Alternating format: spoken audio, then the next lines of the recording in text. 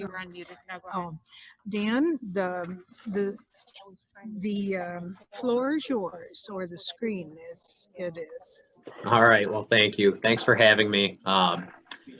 So I just need to take a few minutes tonight to go through the district-wide safety plan. And this plan is required as part of the Schools Against Violence in Education legislation. And so I've got it on my screen here. Hopefully you can see it. I'm going to kind of scroll down to the table of contents here, which is really the sort of an outline for my presentation here, so to speak. So really what we need to discuss is just the district plan itself, the purpose that it serves, its general format. So the district plan is a general overview of our building level emergency response plans. So it provides a framework within which each individual building needs to create their own plan to respond to different types of emergencies. So those building level safety plans have been developed to establish specific emergency response plans for each building, whereas this one really provides, like I said, that framework or that overview. So in contrast to the district plan, which is accessible to the public, the building plans are confidential and they are not subject to disclosure. We do share those with local law enforcement and New York State Police though. The building level plans, they provide a confidential means to outline sensitive emergency procedures. So they may include things such as, you know, where we're headed in a lockdown event or something of that nature that we wouldn't necessarily want the public to know.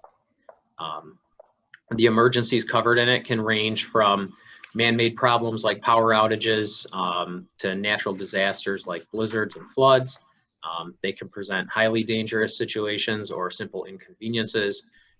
Either way, we have a plan for each of those outlined in the building level plans.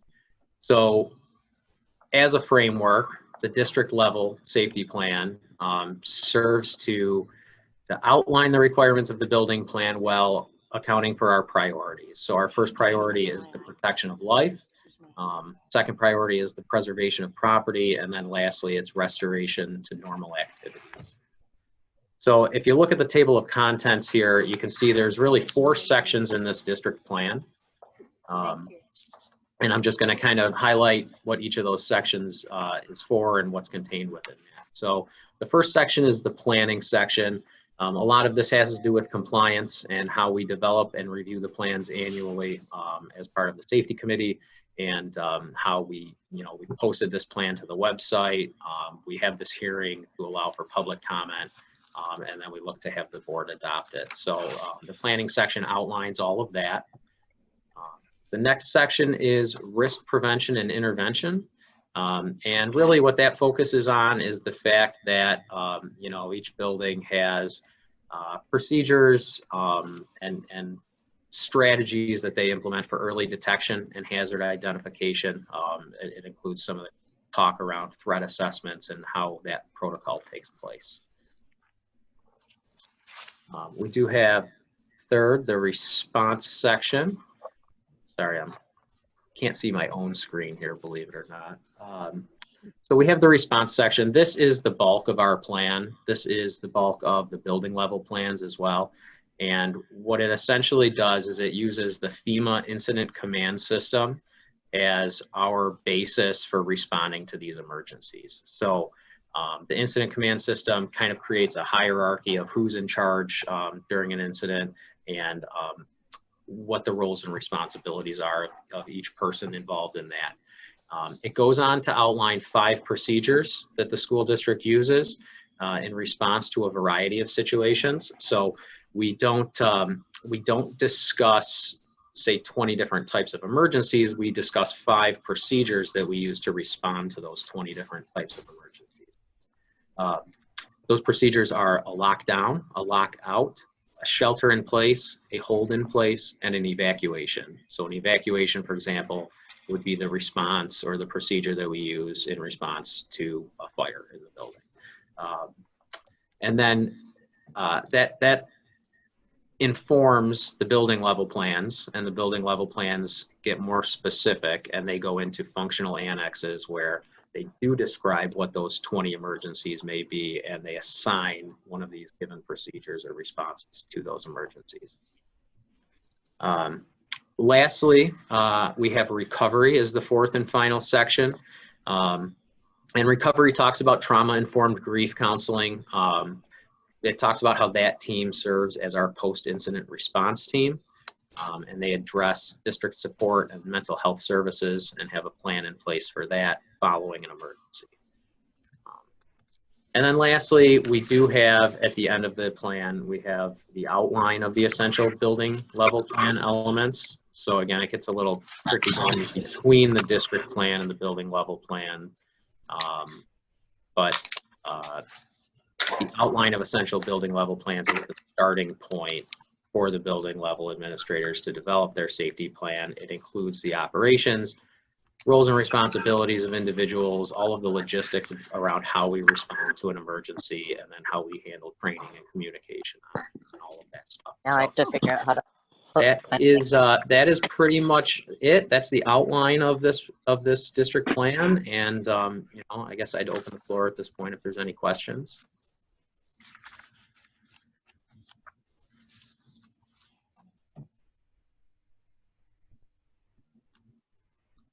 No questions?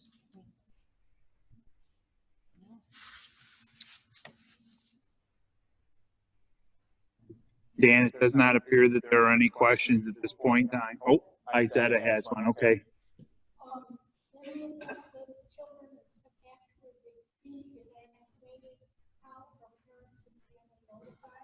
So you want to just unmute yourself and ask that right there?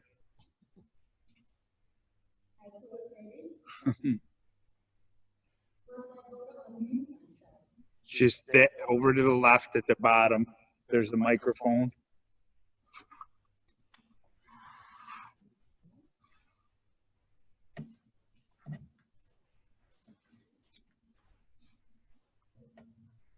Oh, okay. In the event that we do have an issue that involves removing children, et cetera, from the building, how are parents and family notified? So that's part of the reunification plan in the building level plans as well. So they're alerted by the administrators managing each of those plans. They have processes, phone tree and email and different alert systems that they use. That wouldn't be specifically outlined in the district level plan. Okay, thank you very much. You bet. Yep.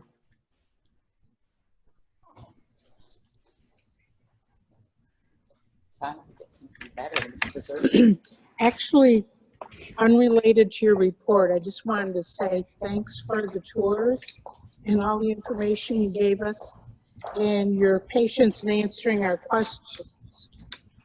My pleasure. Thanks for having me.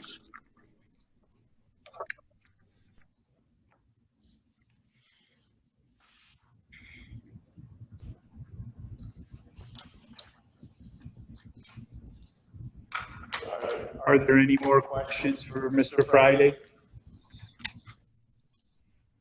Okay, Dan, I think that concludes your portion of the public hearing. Thank you. All right, great. Thank you, everyone. Thank you and good night. Good night. I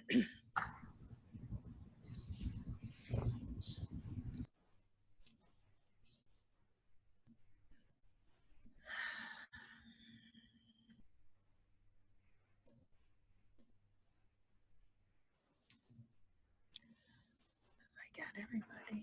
1, 2, 3,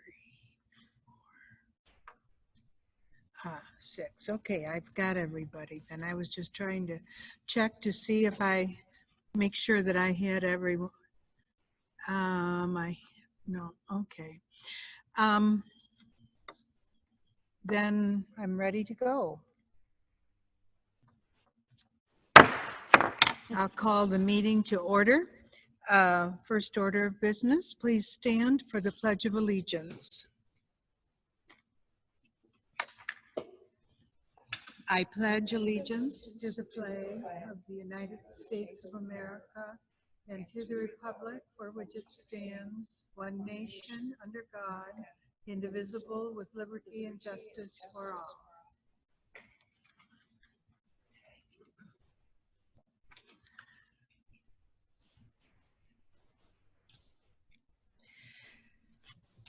First of all, Tina, do we have any public visitors with us tonight? Lost Tina. I'm having trouble hearing too. There, Yes, we do. on the We have- side, you can, there's two little buttons on the left side that you can push, and that should bring your sound up. On the left side or what? Left side. See the two little, feel the two little buttons? Oh, they're on the outside of the screen. Let's see, I have delay All right, as opposed to you. I got it. Ooh, that's annoying, yeah. But it's still not. What do you want?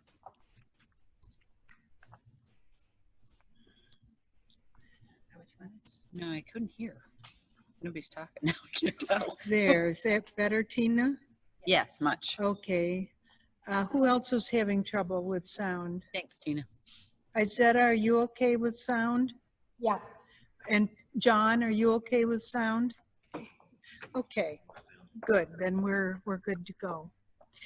I'll ask my question again then. Tina, do we have any visitors with us tonight, any public? Yes, we do. We have 1, 2, 8, 9. Great. Welcome to you. We're glad that you're joining us, and we will continue on. First order of business is the approval of the agenda. A motion, please, to approve the agenda. Tina Reed and Izetta. Discussion.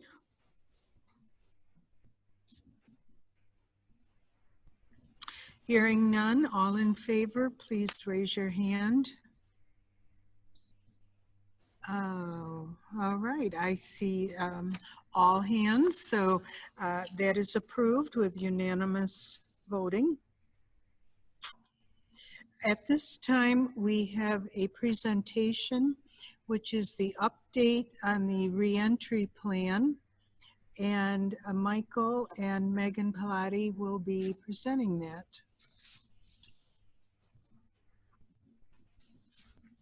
Thank you. It's our pleasure to come back to you. You'll recall earlier in the summer, we presented our reentry options to you. At that point in time, we talked about the potential for 3 very different models. One, which was bricks and mortar, which meant everybody coming back on campus, business as usual. We talked about our virtual model, which was all online, and we talked about a hybrid model, which was a combination of people on campus and students learning through the virtual format. So since that time, we've had, I would say, probably 8 to 10 meetings talking about the reentry process. We've sent out a few different surveys. To our delight, we received about 1,000 pieces of information back from those surveys, whether it was through phone calls, whether it was through email or personal contact. We've really been very encouraged by the amount of participation from our school families. So last week, you'll recall that we had 3 very specific building presentations to our community, and one that was a countywide participation where we rolled it out in conjunction with the Department of Health. So tonight, Mrs. Pilati is going to go over some of the plans and go through the particulars, just to kind of give you a general sense of what the building level administrators have done, what the district level administrators have done, and all the participation from the committee, as well as several of our directors, and how intimate the process looks for the community at large. So at this time, I'm going to turn it over to Ms. Pagliatti. Thank you. So last week, as Mr. Pullen said, we did have the 3 parent meetings, and those consisted of really the same information at the beginning of each meeting, which is really district-wide information. And then the building principals got into the specifics for each of their buildings. So for our purposes tonight, I will talk more generally about what we're doing as a district, but know that there are specific plans in place for each building as well. So as far as our district health and safety, we've worked closely with Dan Friday, who's really in tune with what the regulations are by the CDC and Department of Health and NICEAD. We have lots of different pieces of guidance to guide us. And one thing that we've said is that all staff members will have to wear masks, and all students will be wearing masks, especially when they are transitioning between classrooms or up moving around in their classroom, or whenever they're within 6 feet of another person, and when teachers request them to put their masks on for certain activities. They will be allowed to have mask breaks if they're in a situation where they do need to wear masks for a large period of the time in a classroom. We are going to be providing masks if students get on a bus without one, because the bus is also a place where they have to wear masks 100% of the time. But knowing that, you know, it might be a hardship for some families to have masks, we will have some to provide if they do show up without one. As far as cleaning, we are going to have all students and staff members, except for maybe a few, virtual on Wednesdays, so that deep cleaning can happen on Wednesdays, as well as during the evening cleaning times. But then during the day, our teachers have agreed to do some cleaning in the high touch point areas of the classrooms, such as doorknobs, desks, things that students are touching quite a bit. We are going to have a daily screening for all of our staff that are coming to school. So we have a link on the website, and they'll be able to go right there and answer the questions. If any of the questions are answered yes, as far as having symptoms, a notification will go right to a building administrator, the building that they were planning on going to, so that they know this. And staff have been asked to stay home if they do have any of the symptoms or signs of COVID. We are expecting that parents do not send students to school if they have any of the signs or symptoms of COVID, or if they have a fever over 100. And we've asked people to really refer to a flow chart that we do have on the website. And it's the COVID-19 symptom flow chart that you have in front of you. And this really just helps to guide all of us in looking at if we are ill, exactly how, taking a look at how we're feeling, and then the actions that we have to take in order to be cleared to be able to be at school. And this falls under student and staff, so that parents can refer to this to really understand it as well and see the guidelines that we have to work with. If there are symptomatic individuals during the day, we do have a separate location in each building where that person would go, whether it be a student or a staff member, and they would stay there until they can be picked up. And then that way, then they'd have to follow these steps in order to ensure they could come back to school. We've had some questions about air filtration, and Mr. Friday has let us know that we're using the correct filters for all of our air filtration systems to make sure that we have the best airflow possible in the buildings. And this is just a sample, so everybody who's tuning in from home can see the symptom flow chart, but it is on the website as well. So looking at district transportation, we are going to have students seated in every seat, which allows us to transport about 22 students to school at a time. Again, they will be wearing masks the whole time. And there are some instances where we could have more students than that if we have siblings that ride together in the same seat. There's going to be time for cleaning in between each of the bus runs. And as we were going through our public presentations, we did let everybody know that we're hiring and looking to have anybody join the team that would be interested. Nutrition has been such a big part this summer of what the district has been able to provide to families, and we're able to continue the breakfast and lunch for all. It's just going to look a little bit different about how we're getting the meals to people. So for students who are fully virtual, we will be delivering meals a whole week's worth on Wednesdays. And for students who are here at school 2 days out of the week, they will be going home with 3 meals to cover the days that they aren't here. And when I say meals, I mean breakfast and lunch for 3 days. As far as location of meals, we're not able to use our big eating areas, so they'll be eating in classrooms at all levels. And we are required to have the surfaces cleaned before and after meal times where the students are eating. And they do have to wash their hands before and after each meal. And then we just encouraged families to fill out that free and reduced lunch form so that we can still have that for documentation to make sure we can still qualify for those breakfast and lunches provided for all. So last year when we closed, we were able to have devices provided for everyone as well as hotspots. And we're going to be able to do that again. And we just ask that once we reach out to the public, we are going to ask them to bring their hotspots back and trade them in for a newer version at some point before the school year starts, hopefully. We are having some students take their devices back and forth to school, while our younger students will be able to keep their devices home, and then we'll have another set to have in the classroom so they're not having to carry them back and forth. We're going to continue our tech support for our families. They can contact the tech department directly. And we did have a great response to our surveys that we put out. So the tech department's reaching out to any family that said that they need support for internet access in those surveys, and so they're finding out what we can do to support them. So this takes a look at our instructional options that we were able to provide. So we are able to have families choose all virtual for their students if that's what they would like. And that's going to look like a mixture of students learning in real time through a Zoom meeting with their teacher, or it could be learning also on their own time. It'll actually be a mixture of both. And the on your own time learning would look like watching a video. It could be using a digital platform to practice some skills. It could be interacting with a teacher through Google Classroom and completing assignments through there. So there's a lot of different options that we can make that flexible so it works for families and students. For our hybrid schedule, we ended up dividing our students based on the first letter of their last name. So students with a last name that start with A through K are going to come on Monday and Tuesday. And students at the end of the alphabet are going to come on Thursday and Friday. And as I said before, on Wednesdays, everybody will be virtual.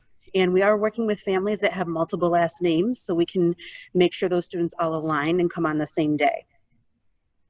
We have told families that if they want to change their preference of what they've chosen for their child, that they can do that. We believe that we want to, treat students as if they were transfer students coming in, and we don't want them locked into one type of learning if it's not working for them. So we would just have to take a couple days and make a change to help them get onto that path to learning that's going to be a better fit for them. As far as student movement, our students in UPK through 8th grade are going to stay in their classrooms. And the students who in 7th and 8th who usually rotate around are actually going to have the teachers rotate and the students stay there. However, in 9th through 12th, they are going to be moving from class to class just because that's a little bit more difficult because they don't all take the same classes. And then a lot of families are wondering when the teacher assignments are going to be out. We're hoping to get those out early next week, as school is approaching fast, and it's been a lot to figure out the rosters in the classrooms with each individual student needing to be counted to figure out how many kids we're going to have in person. And then just some district-wide expectations that all the buildings are going to have for their students is really to maintain social distancing whenever possible, making sure you're wearing a mask when you can't socially distance, especially during transitions in the hallway for our older students, making sure they're washing hands and using hand sanitizer frequently, and making sure that when they do have a chance to be in school in person, that they are coming, and when they are having a virtual learning day, that they are attending that way as well, because we do have to take attendance for every single day, regardless if it's in person or virtual.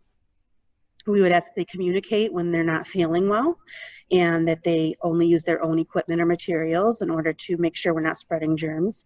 And then really just respect the health of others and understand that everybody may have different feelings about what's going on and wearing masks, but we really have to be respectful of the space we're in and the people we're around. And that's it for now, unless you have any questions. Does anyone have questions, comments? Paul? Paul? Can you hear me? No, I can't.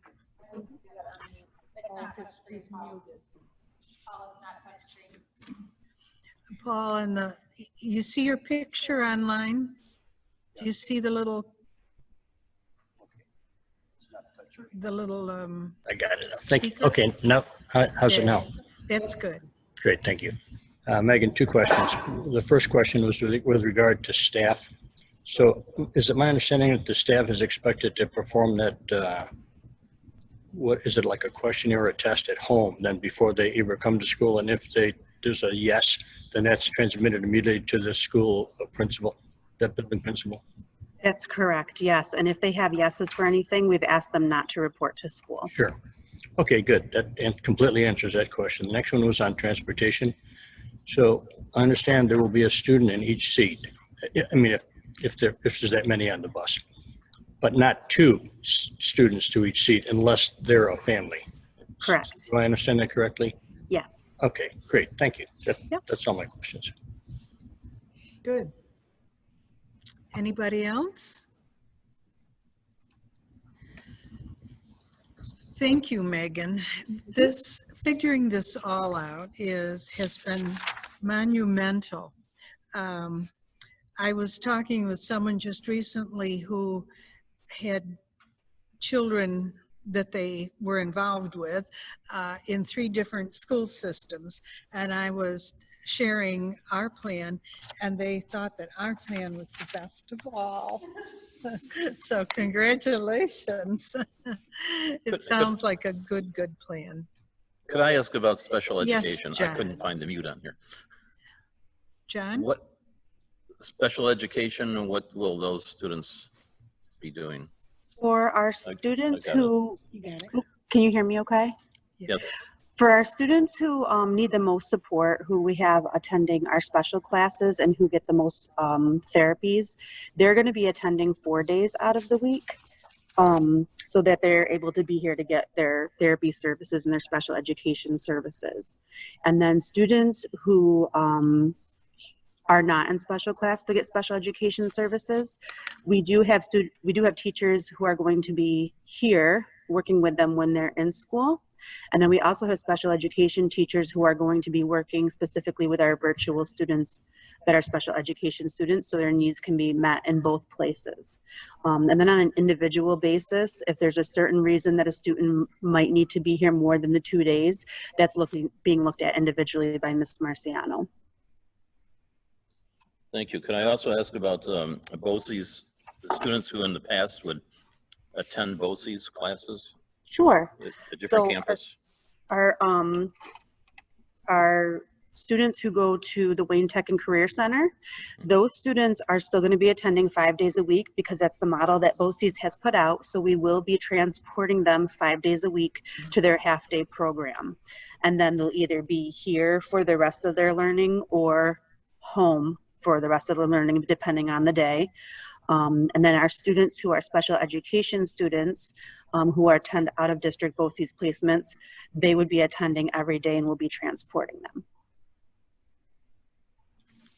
How about, do we still have students in like P-Tech? Yes, yep. Yeah. And those students will also be attending every day because BOCES has the model that they have room to get everyone there every day and still be socially distant. Okay. Thank you. Yep. Megan, I have a question. On classes like gym, music, art, for the elementary kids, well, gym for everybody, are they still mandated that they have those special area classes? So we will still be providing those classes, but they're going to look a little bit different this year. being that we want to keep students in their classrooms to really reduce the amount of time that they're moving around out in the hallways and going to other classrooms. Our specials teachers are going to be going to their classrooms and doing art and music in there. We're even going to be doing PE in classrooms because we are limited with what we can do with PE because we cannot get their cardiovascular system really going due to the breathing and the just the nature of what they've been finding with COVID. So there's going to be a mixture of things that students can do in the classroom. And then also on the days that they're not in school, they can do some of their specials virtually as well. If students are in school and it's lunchtime, how do teachers get their lunches? So we've been able to figure it out that we're going to be having cafeteria staff deliver the lunches to the classroom, and teachers will have coverage during that time to be able either to get their lunch or to get lunch at a time separate from their class. So they'll still get their 30-minute uninterrupted lunch during the day. Did we have to put on more people to help cover all that? Our building administrators have been very, very resourceful in figuring out scheduling and using the people they have. So at this time, we have not had to add any people to do that. Great. Are the school days the same length? The school days are shorter. We did shorten the school days in order to allow some time between the high school run and the elementary run to have cleaning time for buses. And also we are providing teachers with planning either at the beginning of the day or the end of the day, depending on the building. That way, when we have students in front of us, we can maximize the time that we're instructing them. And then the planning is either before or after they've arrived to school. And we're also giving teachers some additional time each day to do cleaning for their classrooms because they said that's something they'd be willing to do. And that's going to be a big help to keep things clean in the buildings. Right. Great. Great. Megan, how are students going to be graded, evaluated?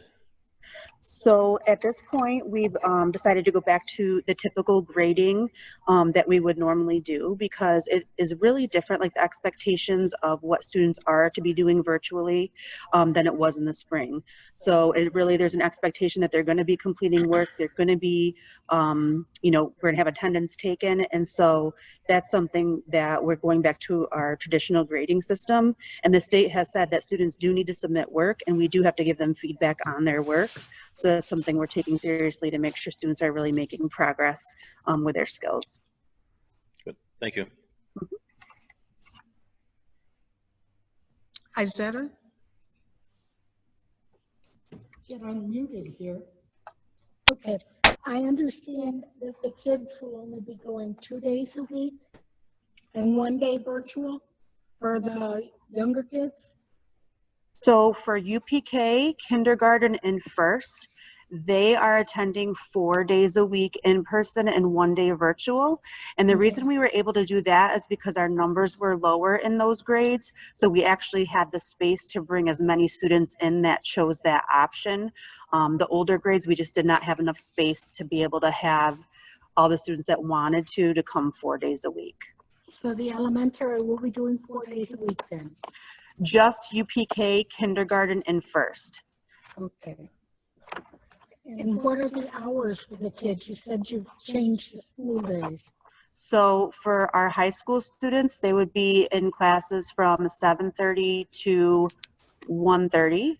And for our elementary, it would be from 9 to 3. Okay, thank you. Yep. Is the playground going to be used? At this time, we're not going to be able to use the playground.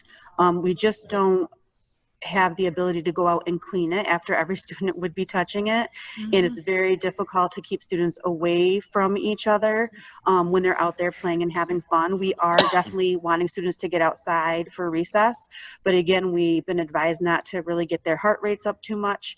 So it would be more like walking outside, playing with different things outside that don't get them running around too much. And we're hoping that when they have the extra time at home, that they're doing that outside when they get home. So if parents bring their kids to the playground after school to get some exercise, they really ought to be conscientious about cleaning kids' hands and equipment, actually. We're not taking responsibility for cleaning equipment out in the playground. Would that be correct?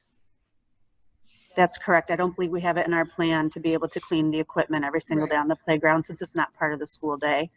Right. So that's something parents need to take responsibility for if they bring them in. Yeah. Yes. Okay.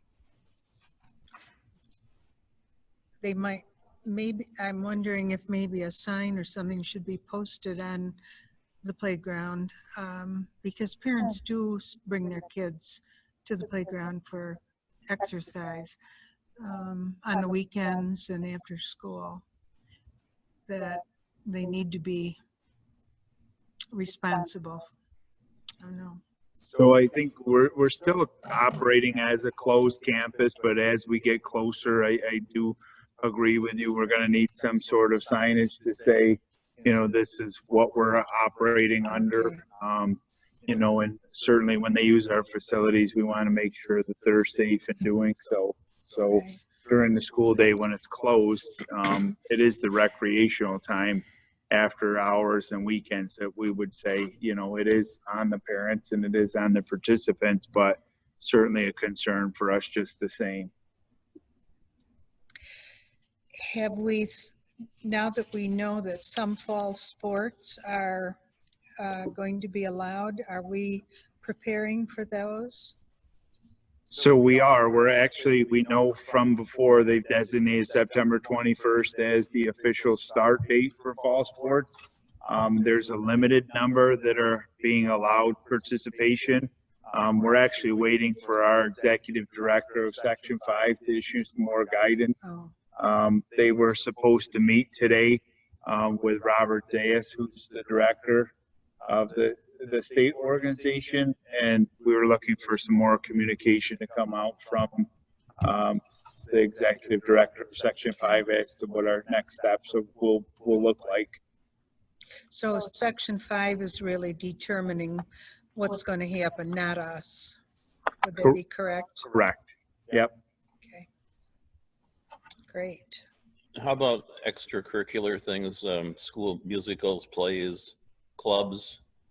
So at this point in time, we're still operating under the executive order, which limits, you know, groups from congregating. And the one challenge with performing arts, even when it comes down to lessons and instruction, has been they have to adhere to a little different standard when it comes down to social distancing.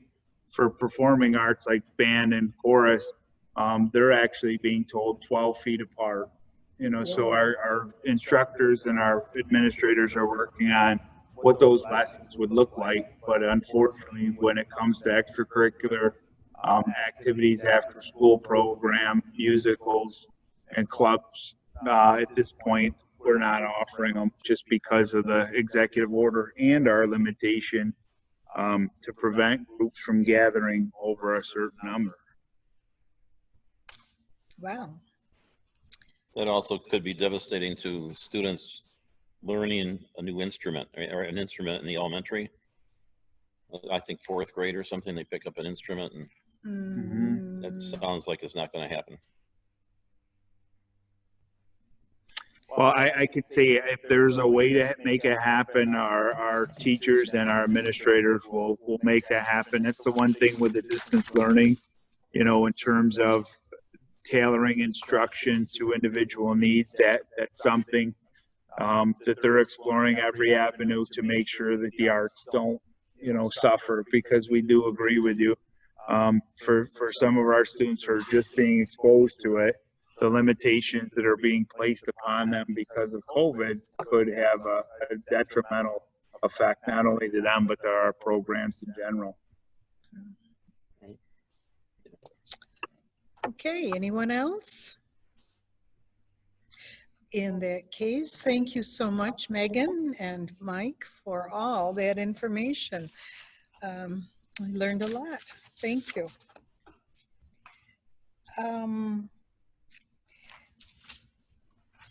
At this time, we'll move on to number 3 on the agenda, the consent agenda. May I have a motion to put the consent agenda on the floor for approval? Linda and Izetta. Discussion. Paul?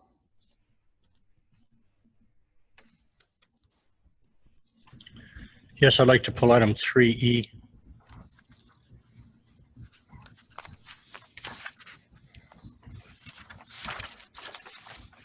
You'd like that as a separate vote, you're saying?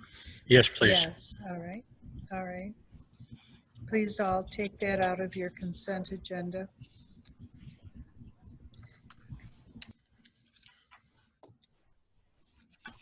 Any other discussion?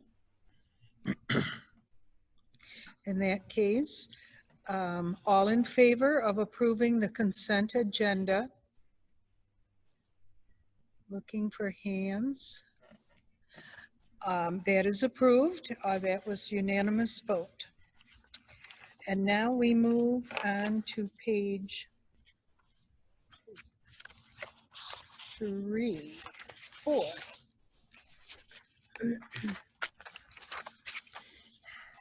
Number 15. A motion to put the resolution, pardon me, resolution to appoint the ES mental health internship supervisor. So moved. Thank you, Paul. Izetta seconds. Discussion. John, are you going to abstain from this? Yes. Okay. Hearing no discussion, all in favor? Opposed? Abstaining? Thank you. The motion passes.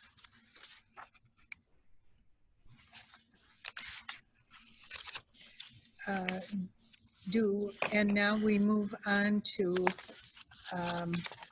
the one that we pulled from the consent agenda, which if you go back to page 2,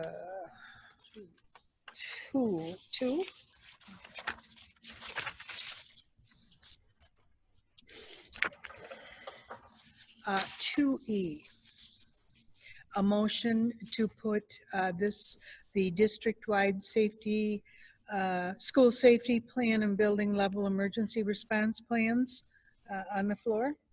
Motion, please. Tina and Linda. Discussion.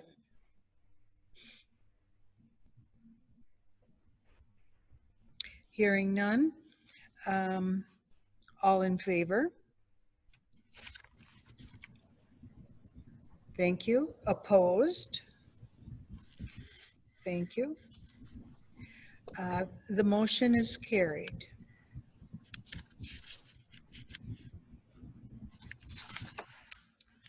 Going back to page 5.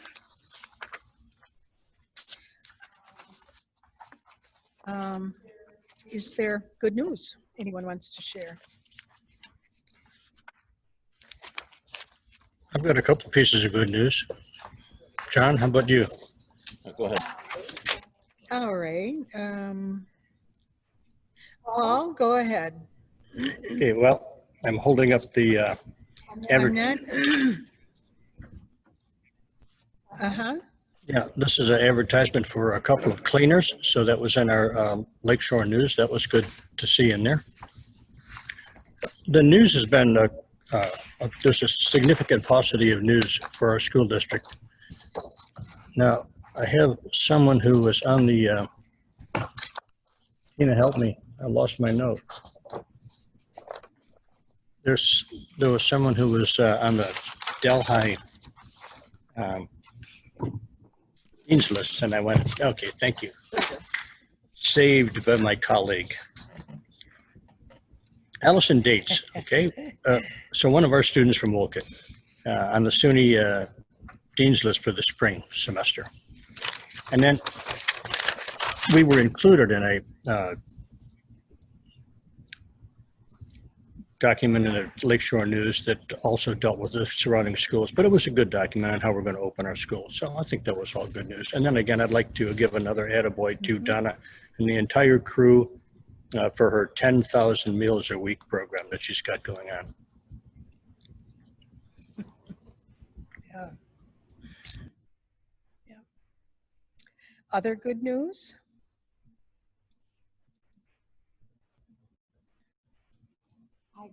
Linda? Well, I think it's good news that we've heard about our reopening plan and all of the work that the staff and community working together to pull it together. I think that's exceptionally good news. Mhm. Good.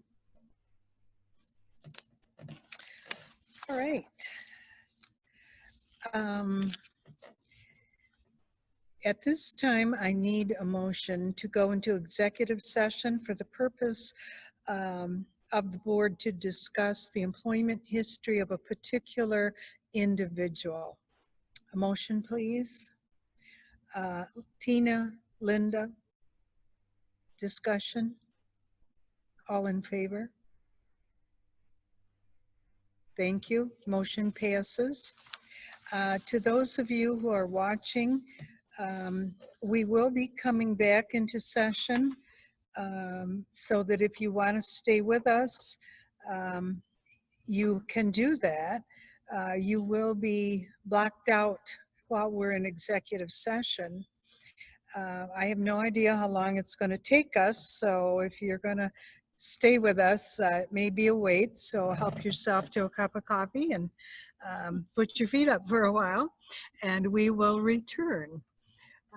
At this time, we will break for executive session.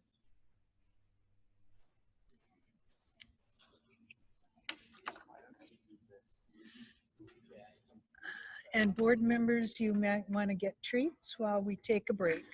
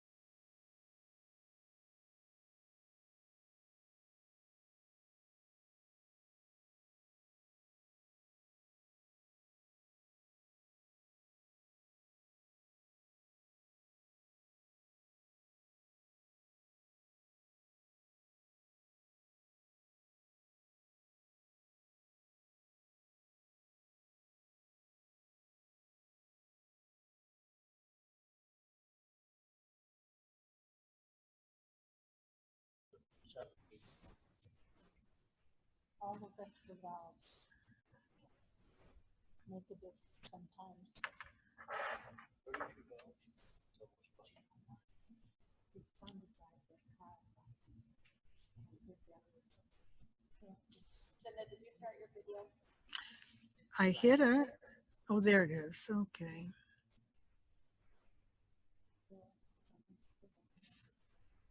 Thank you.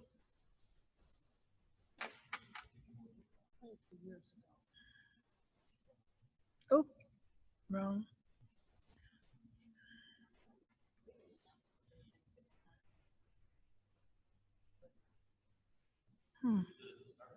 There are people there.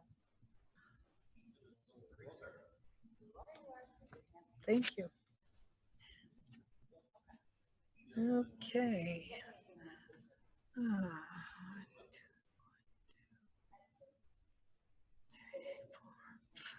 6. Okay. All right. We are back in session. Do we have any public still with us, Tina? All right. Welcome back. We're glad you're still with us. At this time, I need a motion. Oops, excuse me. Get the right paper.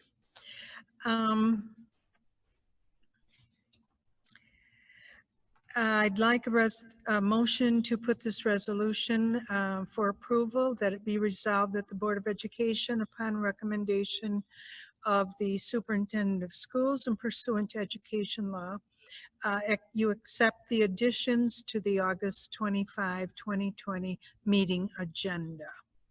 So a motion to put this next item on the agenda. Next, all right, Linda and Paul. All in, any discussion? All in favor? Okay, that's unanimous. Thank you. And so now I'll need a motion for approval of the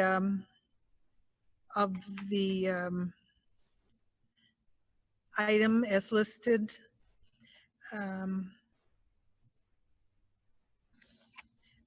This is where I will read the resolution.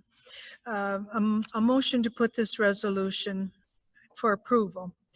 Be it resolved that the Board of Education, upon recommendation of the Superintendent of Schools and pursuant to education law, approves the written agreement between the Superintendent of Schools and an employee of the district, executed on August 25, 2020.